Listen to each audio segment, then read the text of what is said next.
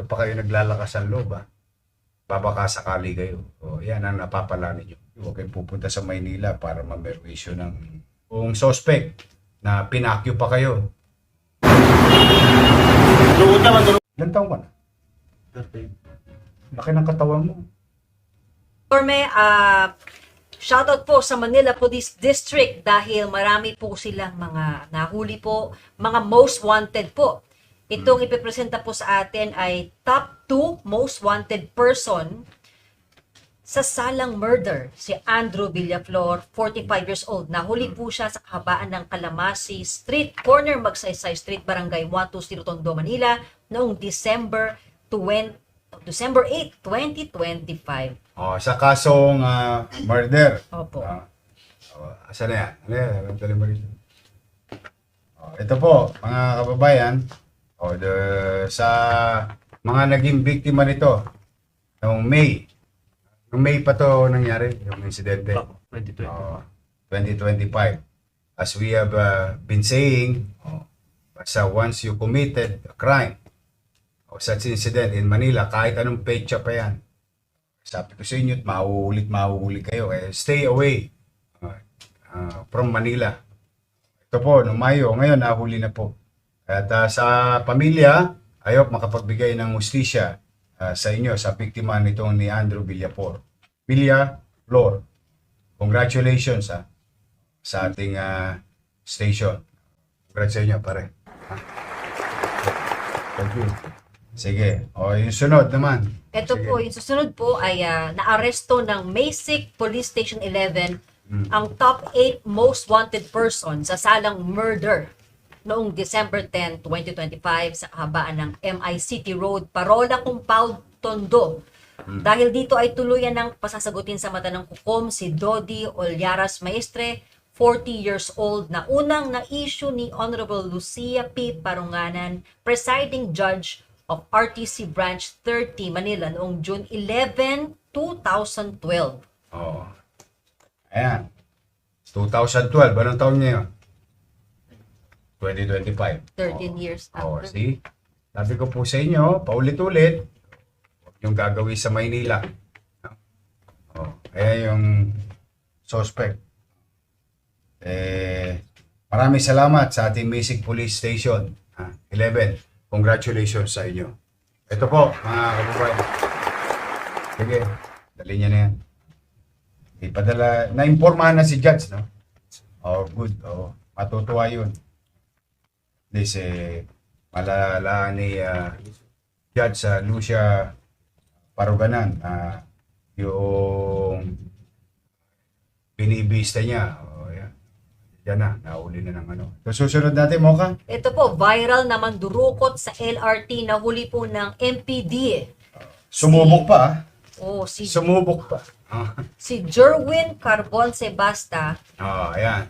At Ano yung mga- ito po, humakot ng 2.3 million views ang video sa Facebook dahil po noong December 7, mayroong insidente sa LRT Central Station kung saan isang biktima ang di umano'y ninakawan ng cellphone ng isang lalaki. Taga saan ka? Paranaque. Dumayo ka pa rito, Tigas mo. Hindi ka ba nanonood sa Facebook? Nanonood ka Facebook, TikTok, YouTube. Nanonood ka. Hindi mo nababalitaan nangyayari sa Maynila ngayon? Na may gobyerno na sa Maynila. Ito pa kayo naglalakas ang loob, Babaka sakali kayo. Yan ang napapala ninyo. Ito na to? Na inquest na to? Yes, sir. Oo. Anong kaso lumabas? Step. Yes, sir. Oo. Medyo mahal din ang piyansa ng TEP, ano? Medyo mabigat din, piyansa ng TEP. Yes, sir. Matuto kayo, sabi ko sa inyo, huwag kayong pupunta sa Maynila para mamerwisyo ng... Doon po sa biktima. Ito po, yung suspect na pinakyo pa kayo. Ikaw na may kasalanan, ikaw pa malakas ang loob, Ilan taong ka na? Laki ng katawan mo. Sige, dali niyo na yan. Congratulations, Keep it up. Pare, Sir, keep it up. thank you, sir.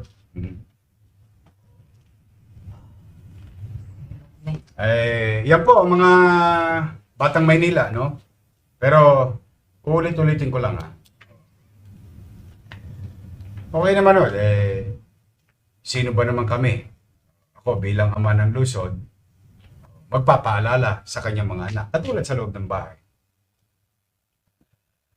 Ang mga taga Maynila, or I think kahit sino, no? But ito, I'm just addressing it to the people of Manila, ay karapatang makapamuhay ng maaliwalas na pamayanan at panatag na pamumuhay. Yan ang karapatan ng bawat Manileño. Dito sa aming Luzon, I don't know with your city, but at least I can only speak for myself as being the mayor. I think yung minimum guarantee sa taong bayan na ito'y maaliwalas na syudad at panatag. Di bali kaming luma. Lumang-luma na po ang lungsod. 500 years na po itong lungsod na to. Pag sinuma total mo. Pero, karapatan ng tao dito na panatag ang pamumuhay. Kaya, ngayon, magpapasko, o baka maraming gustong bumalak. Ito, katulad nito, 7 lang. O, yung iba, siguro po, narinig nyo naman, 13 years nagtago. O, yung iba naman, 6 months nagtago. I've been telling everyone, basta ginawa nyo sa Maynila, magtago na kayo sa Loyang yung we will, the men and women uniform personnel of the Manila Police District through the leadership of General Abad will go after you. We will go after you. I don't mind waiting, but I'll make sure justice will be done. Sa mga biktima, sa pagpaslang o pag nanakaw ng ari-arian nilang naipundar. Rest assured to the people who are watching, we're gonna do our best. Alam niyo, hindi ko mababantayan yung mga yan, 24 oras. Nanay at tatay nga nila, hindi sila mabantayan ng 24 oras. Pero I'll make sure na kapag ginawa nyo sa Maynila, hindi sulit yung ganansya ninyo. Dahil mauubos nyo yung perang nakuha nyo sa kakatago. Dahil hindi kayo titigilan ng mga Police Maynila. So to the men and women, uniform personnel, the Manila Police District, congratulations. And thank you for keeping us safe. On behalf of the people of Manila, thank you sa ating Manila Police District. Keep it up. Pag ganun-ganun pa no? Pero Yorme, pasalamat tayo sa mga netizens natin. Yes, oo. Kaya kung may mga nasasaksihan po kayo dito sa... Padala nyo sa atin. Opo, Tama ka, lalo mama. na po dito sa lungsod ng Maynila, i-video nyo po kahit anong krimen po yan, snatching, pagnanakaw, kahit ano po yan, i-video po, itag po ang page ni Yorme o ang Manila Public Information Office na page para po tulong-tulong po tayo na gawing ligtas po ang ating lungsod. Katulad ng paulit-ulit ko sinasabi, hindi po perpekto ang gobyerno ng Maynila, pero sigurado po kung may gobyerno sa Maynila. Nakita nyo yung arte. Pansinin